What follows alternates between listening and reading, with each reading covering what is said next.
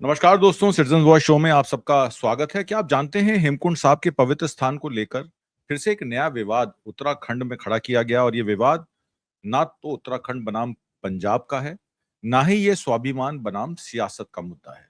ये सिर्फ इसलिए किया जा रहा है कि एक तरीके से एक कम्युनिटी को दूसरे कम्युनिटी के खिलाफ नफरत की आग को कैसे भड़काया जाए, कम्युनल फायर कैसे स्टोक की जाए और पंजाब के इलेक्शन में उसका फायदा कैसे उठाया जाए।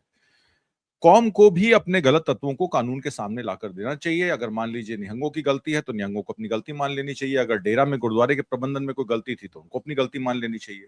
और अगर वहां स्थानीय डीएम और एसपी उस मौके को समझ नहीं पाए, उसको एड्रेस नहीं कर पाए, तो उनका ट्रांसफर कर देना चाहिए। देखिए, सरकार का काम होता है रिस्पॉन्सिबिलिटी को चिन्हित करना और उसको उसके अंड मुकाम तक लेके जाना, ना कि उसको अधूरा छोड़ देना। उत्तराखंड का मामला कुछ ऐसा ही मामला है। भाजपा पंजाब की राजनीति साधने के लिए और स्टेटों की मदद ले रही है। उत्तराखंड का स्वाभिमान हो या पंजाब की स्वाभिमान और सुरक्षा का मामला हो, भाजपा ने हमेशा दूसरी स्टेट को प्रयोगशाला बनाकर उसका इस्तेमाल किया है। मुजफ्फरनगर में जो हेट फैक्ट्री लगी, उसका अंजाम आपने 2014 के इलेक्शन में देख लिया। क्या अब फिर से उत्तराखंड जो है, क्योंकि छोटा स्टेट है, यूसीसी और सीए लागू करके, यूनिफॉर्म सिविल कोड और सिटीजनशिप अमेंडमेंट एक्ट को लागू करके एक हिंदू स्टेट बनाकर क्या वो पंजाब को भी टारगेट करना चाहते हैं? बार बार सांप्रदायिकता उद्राव होता है और ये तभी होता है जब इलेक्शन होते हैं। तो सबसे बड़ा सवाल है कि क्या ये पूरा विवाद 2027 पंजाब विधानसभा चुनाव के मद्देनजर ध्रुवीकरण की साजिश तो नहीं है? इस मुद्दे पर हम खुलकर चर्चा करेंगे और हमारे साथ चर्चा करने के लिए पंजाब से राजू विलियम्स जी मौजूद हैं। उत्तराखंड में रहे हैं, ट्रिब्यून के कॉरेस्पॉन्डेंट भी रहे हैं और सीनियर पत्रकार भी रहे हैं। नैरेटिव बिल्डिंग और कम्युनल पोलराइजेशन भाजपा पंजाब में 2027 के विधानसभा चुनाव के लिए किस तरीके की नैरेटिव बिल्डिंग में कौन कौन सी रणनीतियां अपना रही है? पहला सवाल यह है, क्या इसमें कम्युनल पोलराइजेशन के तत्व भी शामिल हैं, जैसे हेमकुंड साहब या अनसंवेदनशील मुद्दों को लेकर पंजाब के बीच माहौल बनाने की कोशिश, या ये सिर्फ एक इशू बेस्ड नैरेटिव है? क्या कहना है आपका, राजू?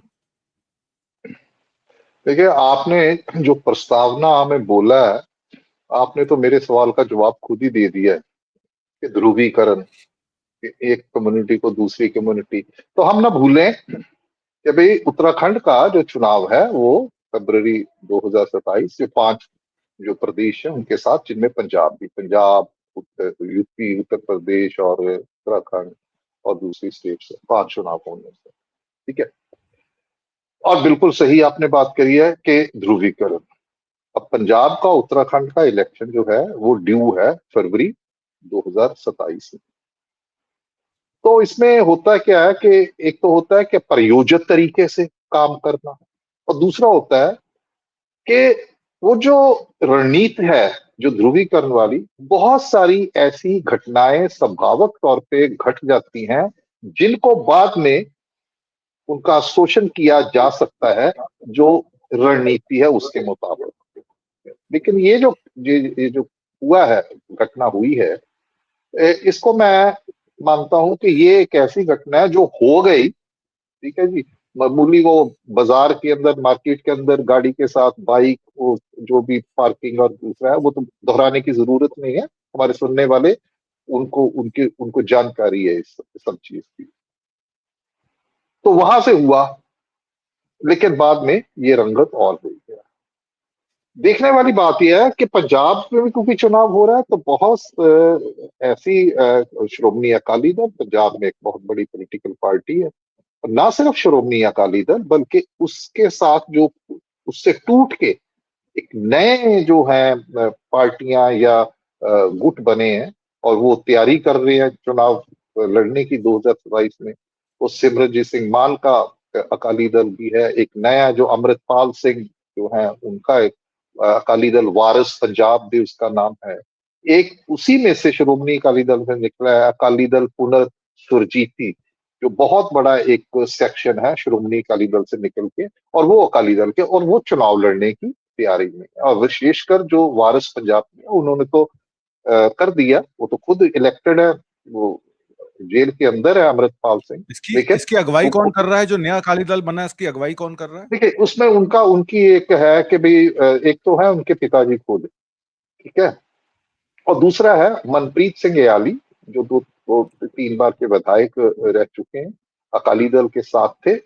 अकाली दल के चुनाव चिन्ह पे उन्होंने लड़ा था 2022 का, और वो जीते थे, और बहुत सशक्त नेता है, ठीक है। लेकिन उनकी छवि जो है एक मॉडरेट अकाली नेता की है, और वो अब इसमें शामिल हुए, और आने वाले दिनों में बहुत से अकाली दल से टूट कर जो है वो लोग जो है नेता जो इसमें जा रहे हैं, और भी नेता जो हैं आने वाले दिनों में संभावना है कि वो इनके साथ जुड़ सकते हैं। तो एक बड़ी फोर्स, वो अपने आप को एक तरीके से अकाली दल का एक बदल के रूप में वो स्थापित करने की कोशिश कर रहे हैं। उन्होंने जो 2024 में तो अमृतपाल सिंह तो जीते थे, बहुत बड़ी मतलब मतों के अंतर से जीते थे। उनको करीब करीब 4 लाख से ज्यादा जो वोट पड़ा था उस वक्त।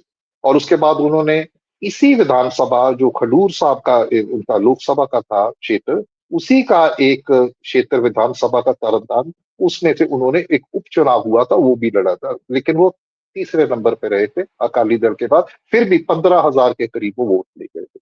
तो अभी तक उनका ये था कि वो बन रही पार्टी है, उनका संगठन अभी एक एक शक्ल जो है वो अख्तियार कर रहा है, ठीक है। और दूसरी तरफ बीजेपी है, और बीजेपी चाहेगी 2027 में दोबारा फिर वो सत्ता में आए उत्तराखंड में।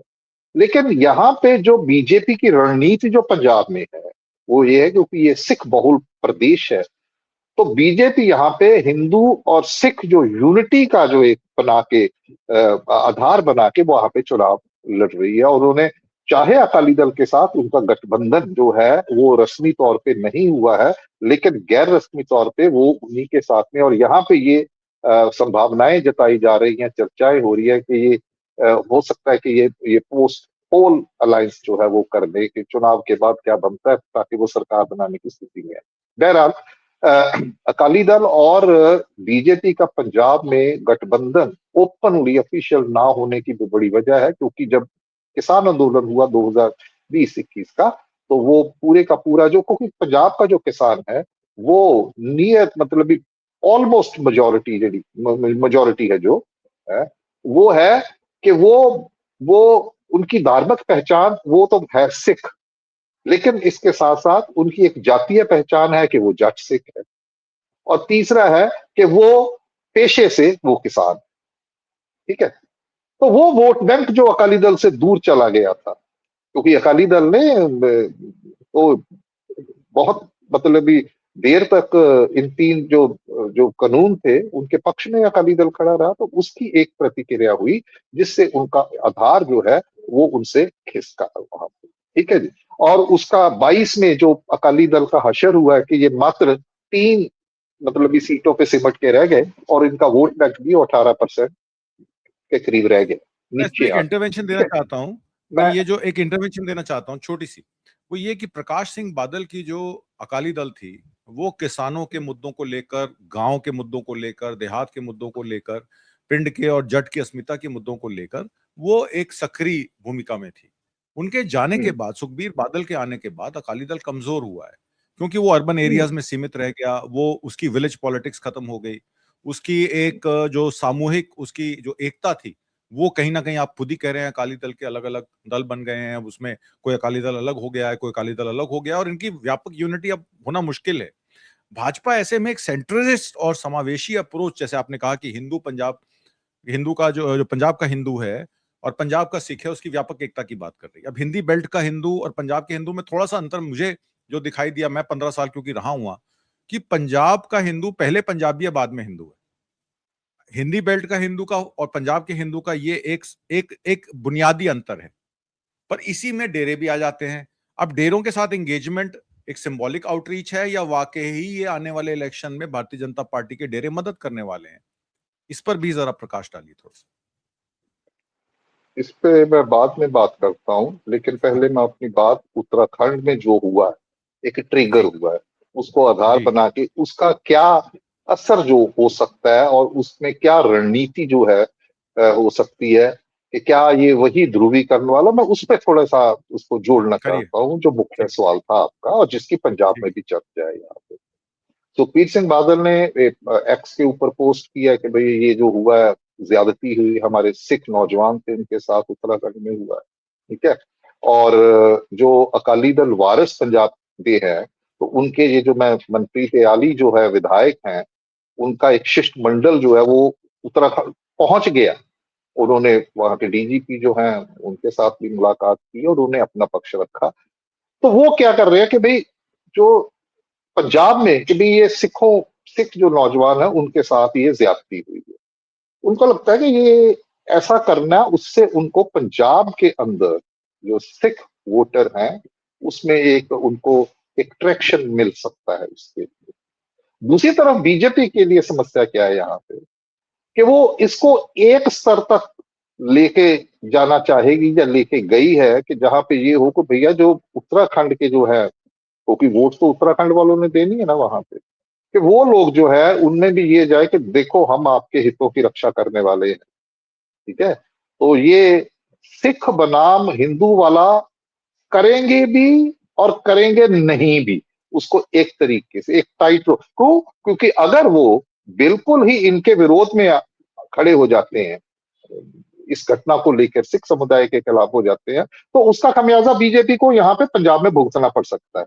इसलिए वो एक बैलेंसिंग एक्ट करने की कोशिश कर रहे हैं। इसी आधार पे मैं ये कहता हूं कि भाई इसको उन्होंने एक एडमिनिस्ट्रेटिव जो है इशू एक बनाया है और वो वहां पे उसको उस तरीके उस ऊंचाई पे उस स्तर पे नहीं लेके जाएंगे जहां पे उनका जो राजनीतिक जो है हित है पंजाब में उनके खिलाफ कुछ ऐसा हो कि ये तो एंटी सिख है, इस आधार पे कि अगर इन सिखों के साथ वहां पे कोई ज्यादती होती है दूसरा, तो बीच बचाव का जो है रास्ता है वो वहां पे निकाल लेंगे। लेकिन आधार वही है ध्रुवीकरण का, कि जितना फायदा हम यहाँ पे उत्तराखंड में इस घटना को लेके उठा सकते हैं चुनावों के मद्देनजर 2000 वो उठाए, और दूसरी तरफ से पंजाब में भी इसकी प्रतिक्रिया के तौर पे ऐसा ना हो कि बीजेपी को एंटी सिख जो है वो उसका प्रचार होना शुरू हो जाए। वो इसलिए भी डर इनको और ज्यादा बन गया जब वो वाला जो है प्रतिनिधि मंडल जो है इनका वारस पंजाब दे वो तो उत्तराखंड के अंदर पहुंच गया और मीडिया ने उनसे बात की, उन्होंने अपना पक्ष रखा और उसको उन्होंने पंजाब में भी उसको प्रचारित किया। तो बीजेपी के लिए एक टाइट रोप वॉक है। तो इसलिए ये जो मामला है इसको एडमिनिस्ट्रेटिव बना के दूसरा वो जो जो भी केस है क्रॉस केस करना है दूसरे उन पे वो करके इसको वो निपटाने की कोशिश करेंगे, लेकिन जितना लाभ लेना था वो ले चुके हैं। तो ये है इसका अंदरूनी जो बात है कि ऐसा इसको कैसे आधार बनाया। हालांकि ये प्रयोजित नहीं था, ये स्वाभाविक घटना थी, लेकिन स्वाभाविक घटनाओं को भी उस ध्रुवीकरण की राजनीति अपने आने वाले जो है प्रदेश के इलेक्शंस है उनको सामने रखते हुए ये इनको अभी उपयोग या दुरुपयोग जो है वो करते हैं ये ध्रुवीकरण। अब आगे बात आपने पंजाब की बात करी है, वो डेरों का दूसरा अकाली दल का गिरता ग्राफ है, इसमें बहुत सी बातें हो चुकी है अभी तक जो है। अकाली दल जो है उसकी समस्या ये है, दो चीजें हुई। अकाली दल जो है वो नीचे उसका ग्राफ नीचे आया है और खास करके उनका अपना एक वोट बैंक है। जैसे मैंने पहले कहा कि जो किसानी है पंजाब का देहात है, ठीक है, वो करीब करीब 62% पंजाब की पॉपुलेशन अब पिछले अब नहीं तो सेंसस अभी आने वाली है, तो ये जो है अगर शहरी और देहात का रूरल अर्बन के आप उस पे देखें पैमाने पे तो 62% के करीब जो पंजाब का जो पॉपुलेशन है वो देहात की है और वो मेजोरिटी जट सिख है। सिख और जट सिख दोनों है, उसमें दलित सिख भी आते हैं। ठीक है, तो जिनका आधार एक ही है, जिनका जो धार्मिक विश्वास अकीदा वो तो गुरु ग्रंथ साहब ही है। ठीक है, तो उसमें हुआ क्या कि एक तो ये हुआ कि अकाली दल जब 2007 से लेकर लगातार 2017 तक रहा तो उस वक्त इनके पास सभी सत्ता में थे।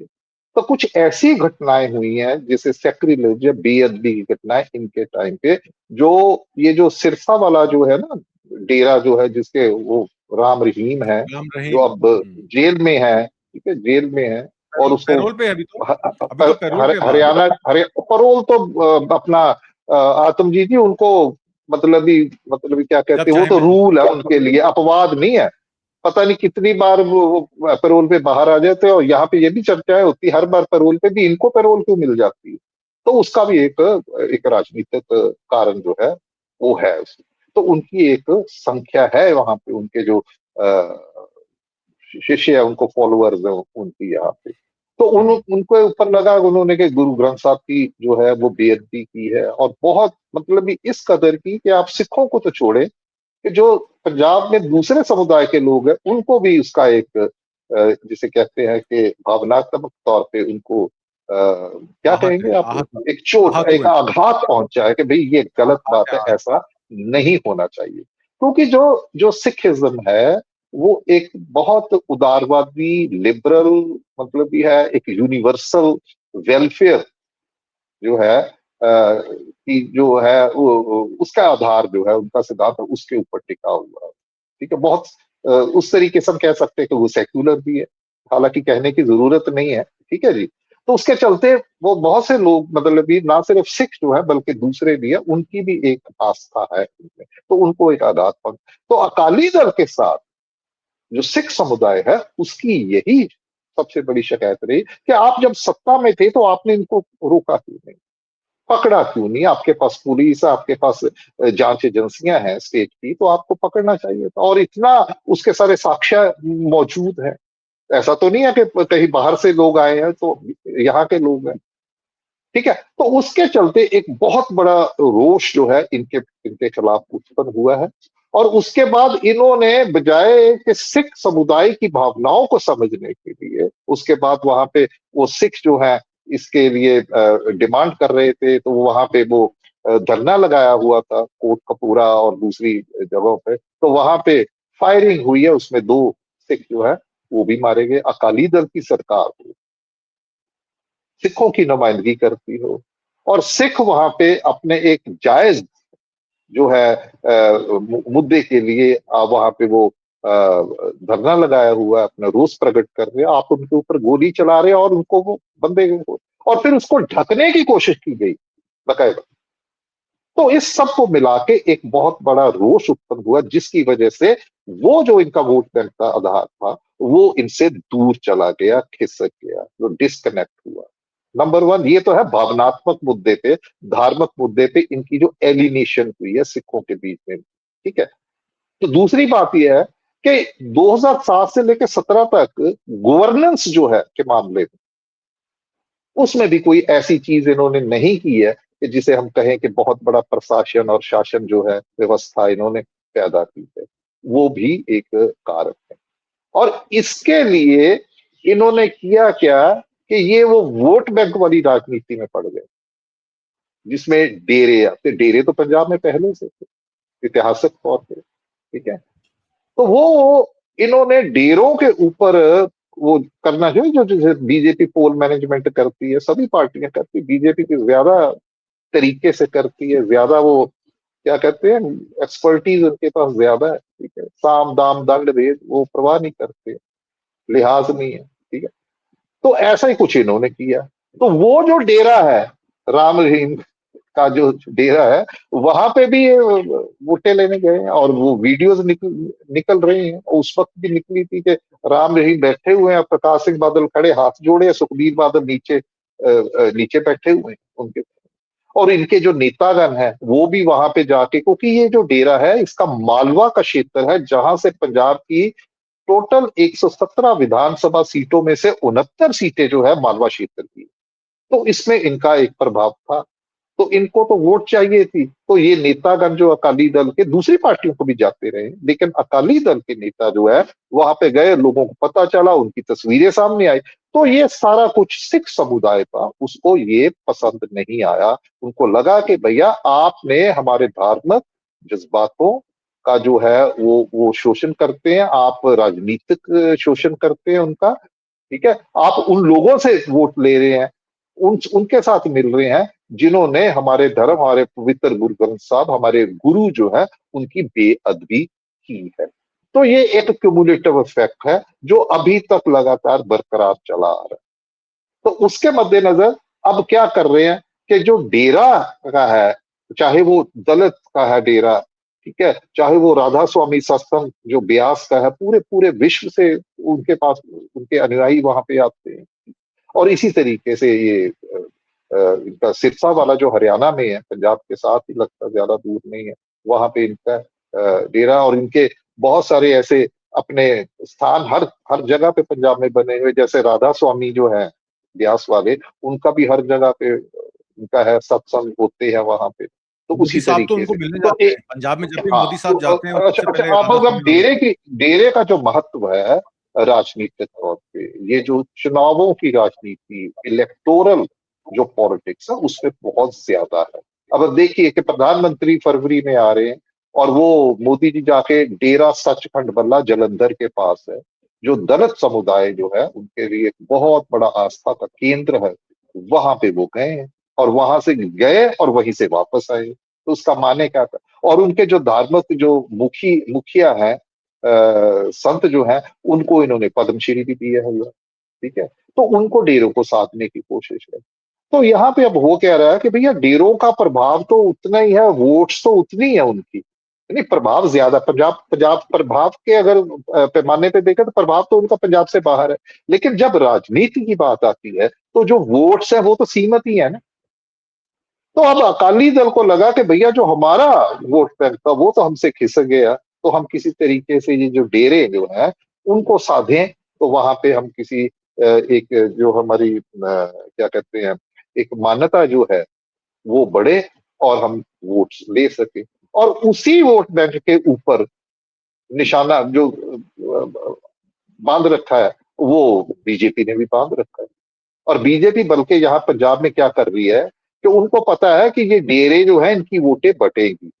लेकिन उसमें ऐतिहासिक तौर पे देखे तो खास करके जो दलित वोटर है, दलित जो है, वो कांग्रेस के पक्ष में, चाहे 2022 का चुनाव ले लें आप, चाहे ये ले लें आप 2024 का, तो दलित का बहुत बड़ा एक रवायती तौर पे वोटर जो है वो कांग्रेस के हक में ही भुगतता रहा है। अभी भी मुझे लगता है कि मोर और लेस वही सिचुएशन है। तो जो बाकी की बची हुई वोट है डेरों की, जो सीमित वोट है, तो उसके ऊपर आकर, लेकिन वो इतनी बड़ी संख्या नहीं है कि वो इनको जिता दे और सत्ता इनके हाथ में पकड़ा दे पंजाब के अंदर, ठीक है। तो तो इसका मतलब इसीलिए ये है बीजेपी राजीव, क्या कर रही है, एक बीजेपी, और मैं बहुत महत्वपूर्ण बात, एक मिनट आप मेरी बात पूरी होने दीजिए, क्योंकि उसके बिना ना आपको पता चले ना हमारे, कि उसके चलते बीजेपी पंजाब में क्या कर रही है कि बीजेपी ये जो दलित वोट बैंक है, जो करीब करीब 32 33 34% अलग अलग दे रहे हैं, लेकिन बहुत बड़ा है, उसके साथ साथ वो एक नया वोट बैंक है जिसे ओबीसी का वोट बैंक है, जो हरियाणा में उन्होंने किया है। जैसे जाट पॉलिटिक्स को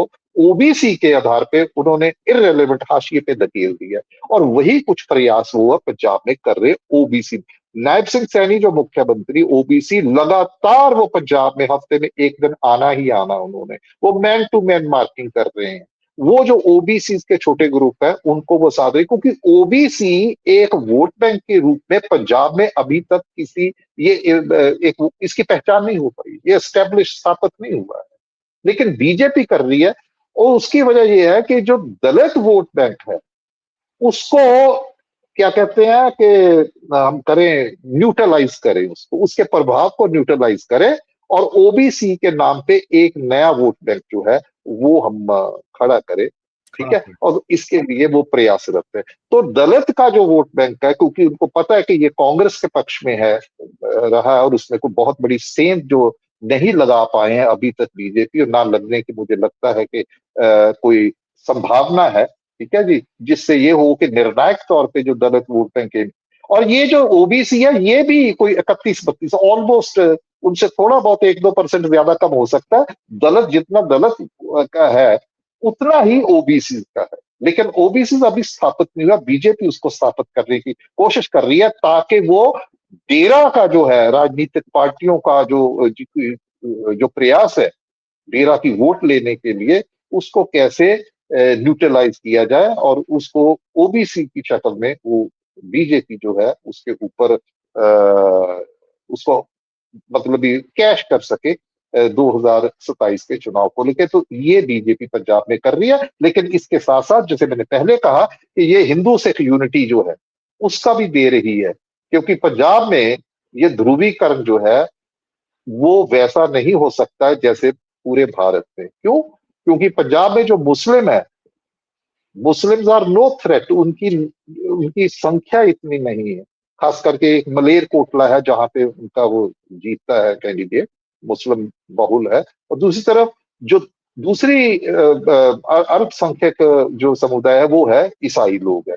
तो वो भी इतने ज्यादा नहीं है कि उनका उनके उनके खिलाफ कुछ करके वो दूसरों की वोटें हथिया सके। तो इनको ये लगता है कि जो सिख वोट बैंक है उसको कैसा किया जाए। अपनी अपनी वजह से, राजनीतिक मजबूरियों की वजह से अकाली दल जो है वो रस्मी तौर पे ओपनली इनके साथ गठबंधन नहीं कर सकता है। नहीं, क्योंकि अगर करेगा तो वो जो किसान का वोट बैंक है बहुत बड़ा, जो जो जो अपने धार्मिक विश्वास की वजह से वो सिख है, तो वो इनके पास वापस इनके पास नहीं आएगा, अकालियों के पास नहीं आएगा, इसलिए ये नहीं करेंगे उनके साथ।